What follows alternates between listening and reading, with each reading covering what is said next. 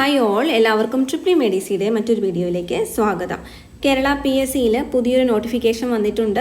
Lecturer in electronics engineering government polytechnic കോളേജുകളിലേക്കുള്ള electronics engineering lecturer post വിളിച്ചിട്ടുണ്ട്. ഇപ്പോൾ AICTE സ്കെയിലാണ് പേ വരുന്നത്. ആൻറ്റിസിപ്പേറ്റഡ് വേക്കൻസീസ് എന്നാണ് പറഞ്ഞിരിക്കുന്നത്. ഇതിൻ്റെ ക്വാളിഫിക്കേഷൻ, എങ്ങനെയാണ് അപ്പോയിൻമെൻറ്റ് എന്നൊക്കെ നമുക്ക് നോക്കാം.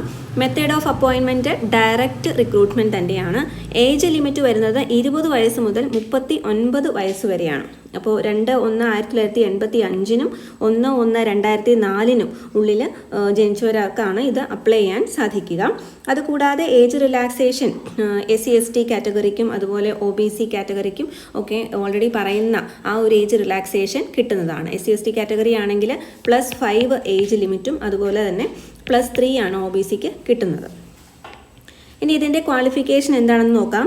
First class bachelor degree in appropriate branch of engineering or technology, bachelor of engineering BE അല്ലെങ്കിൽ BTech ആണ് വേണ്ടത്.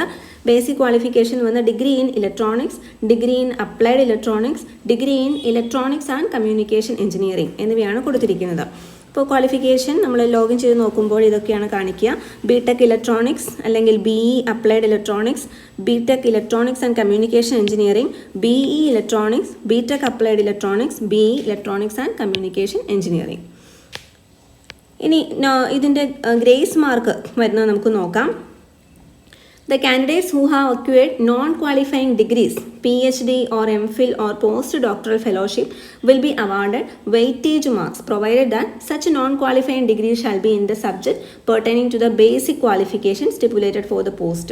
അപ്പോൾ MPhil, PhD എന്നിവ നമുക്ക് ഈ ഒരു ഇലക്ട്രോണിക്സിൽ തന്നെ ഈ ഒരു സബ്ജക്റ്റുമായിട്ട് റിലേറ്റഡ് ആയിട്ടുള്ള MPhilഉം PhD ഉള്ളവർക്ക് കൊടുക്കുന്നതാണ്.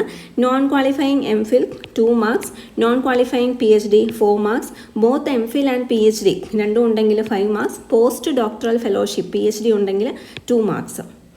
അപ്പോൾ നോൺ ക്വാളിഫയിങ് ഡിഗ്രി എന്ന് പറഞ്ഞാൽ the additional qualification which are earned apart from the qualification insisted on this essential qualification എന്നാണ് പറയുന്നത്.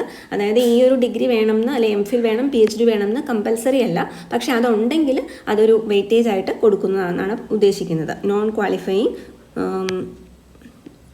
ക്വാളിഫിക്കേഷൻസ് എന്ന് പറയുന്നത്.